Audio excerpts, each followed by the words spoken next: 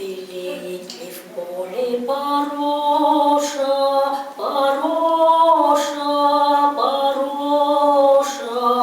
Белеет ли в поле пороша, и гулкие ливни шумят?